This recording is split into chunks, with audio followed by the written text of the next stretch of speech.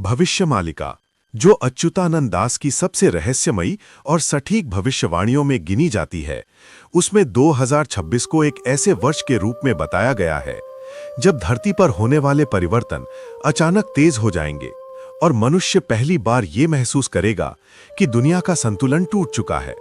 भविष्यमालिका कहती है कि जब धरती के भीतर का अग्नि तत्व जागृत होगा, समुद्र अपनी सीमा तोड़ेगा और आकाश में असामान्य प्रकाश दिखाई देगा, तब समझ लेना कि परिवर्तन का काल शुरू हो गया है।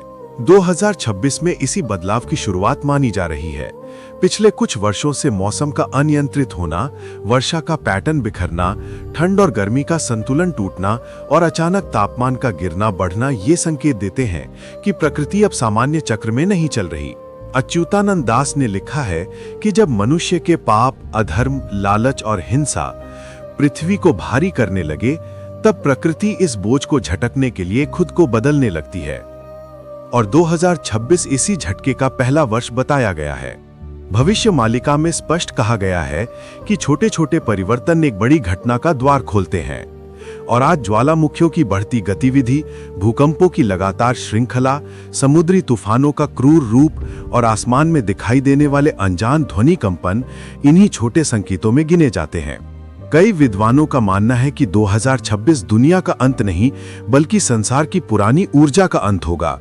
एक ऐसा समय जहां मनुष्य, प्रकृति और समाज एक ऐसे मोड़ पर पहुंच जाएंगे जहां पुराने रास्ते खत्म होने लगेंगे और नया मार्ग उभरने लगेगा। भविष्यमालिका ये भी कहती है कि 2026 से 2032 तक एक अदृश्य युद्ध चलेगा।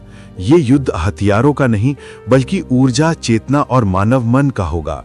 मनुष्य अंदर से टूटेगा, परिवार बिखरेंगे, रिश्ते कमजोर होंगे, कष्ट बढ़ेंगे, अधर्म चरम पर पहुंचेगा और मन में अराजकता पैदा होगी। और यही कालचक्र संकेत है कि कलयुग का सबसे गहरा दौर शुरू हो चुका है। लोग इसे दुनिया का अंत कहेंगे, पर संतों ने इसे संसार का रूपांतरण कहा है। लेकिन भविष्यमालिका का सबसे महत्वपूर्ण संदेश ये है कि संकट के समय मनुष्य की रक्षा धन, शक्ति या बुद्धि नहीं कर सकती। रक्षा केवल नाम कर सकता है। इसीलिए कहा गया है कि चाहे 2026 कितना बड़ा परिवर्तन लेकर आए, चाहे दुनिया कितना ही डर जाए, बचा वही रहेगा जो राम नाम से जुड़ा रहेगा, क्योंकि अंत में यही अनादि सत्य है। अब मनुष्य को केवल राम नाम का ही सहारा है और वो ही इस आने वाले परिवर्तन काल से आपको तार सकता है।